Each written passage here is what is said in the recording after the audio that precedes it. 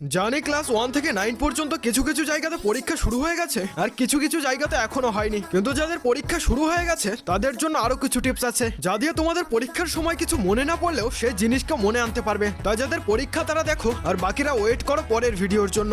Number 1, পরীক্ষার হলে বসে অনেক সময় অনেক জানা প্রশ্নের উত্তর মনে পড়ে না, তাই তেমন সিচুয়েশনে সেগুলিকে বাদ দিয়ে অন্যগুলি লিখতে শুরু করো। অনেক সময় এমন এমন জিনিস যখন দরকার তখন মনে পড়ে না, কিন্তু পরে মনে পড়ে যায়। তাই প্রথমে যেগুলি পারছো সেগুলি লিখতে লাগো আর যেগুলি পারছো না সেগুলি পরে মনে করে লিখবে। নাম্বার 2, একটা না পারলে সেটা নিয়ে অনেকক্ষণ ধরে বসে থাকো না, কারণ তুমি বসে থাকলেও তোমার সময় বসে থাকবে না আর একটার জন্য বাকিগুলিকেও হারাবে, মানে একুল অকুল দুকুলি হারাবে। তাই যেটি পারছো সেটা লিখতে লাগো আর যেটা পারছো না সেটা বাদ দিয়ে রাখো, পরে চেষ্টা করবে। নাম্বার 3, ধরো এমন একটা প্রশ্ন শেষ পর্যন্ত পারছোই না, তখন একটা সাইকোলজি প্রয়োগ করতে পারো। যে প্রশ্নটার উত্তর পারছো না সেটা স্যারকে ডেকে একটু বুঝিয়ে দিতে বলো। এবার স্যারের যখন তোমার প্রশ্নটা বোঝানো হয়ে যাবে তখন তুমি যাই হোক একটা উত্তর স্যারকে শুনিয়ে বলো, মানে স্যার যেন সেই ভুল উত্তরটাও শুনতে পাই। এই সিচুয়েশনে স্যার 90% চান্স আছে স্যার তোমাকে সঠিক উত্তরটা বলে দেবে, আর এটা কাজ করলেও করতে পারে, তাই ট্রাই করে দেখতে পারো। আর হ্যাঁ, তোমাদের আর কয়টা পরীক্ষা বাকি আছে নিচে কমেন্ট করে বলে যেও।